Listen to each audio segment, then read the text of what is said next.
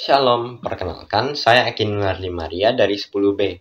Pada video ini saya akan memperkenalkan seorang tokoh nasional Indonesia. Tokoh yang akan saya kenalkan bernama Ki Bagus Hadikusumo. Berikut adalah gambar tokoh tersebut. Nah, pertama-tama, siapa itu Ki Bagus Hadikusumo? Ki Bagus Hadikusumo adalah seorang pahlawan nasional Indonesia yang berasal dari Yogyakarta. Beliau adalah orang yang aktif dalam keorganisasian politik dan hal-hal yang terkait dengan keagamaan. Beliau juga berperan penting dalam mendirikan bangsa Indonesia. Sekarang, kita sudah tahu secara mendasarnya siapa itu Ki Bagus Hadikusumo. Nah, mari kita gali lebih dalam mengenai kehidupannya.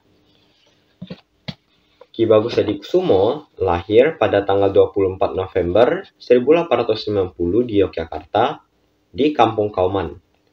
Tokoh lahir atas nama Raden Hidayat, putra ketiga dari 5 bersaudara, keluarga Raden Kaji Lurah Hasyim, yang merupakan seorang pejabat agama Islam di Keraton Yogyakarta.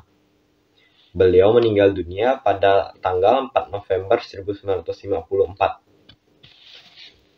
Dalam hidupnya, ketika SD, ia bersekolah atau berkependidikan di sekolah rakyat. Ia menempuh pendidikan agama di pondok pesantren.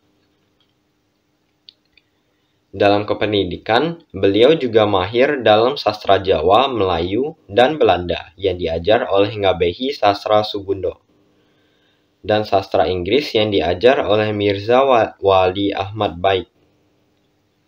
Sebelum beliau menjadi terkenal, beliau pernah menjadi Ketua Majelis Tabligh pada tahun 1922, anggota Komisi MPM Hufdz Bestur Muhammadiyah, dan Ketua Majelis Tarjih pada tahun 1926.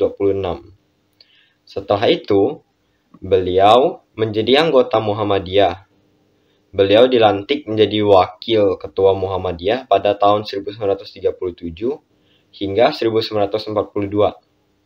Namun, Ketua Muhammadiyah pada saat itu, K.H. Mansur, dipaksa oleh pihak Jepang untuk menjadi Ketua Putra, sehingga Ki Bagus Hadikusumo dilantik menjadi Ketua Muhammadiyah pada tahun 1942 hingga 1953. Nah, selain itu, ia juga pernah berdebat sengit mengenai dasar negara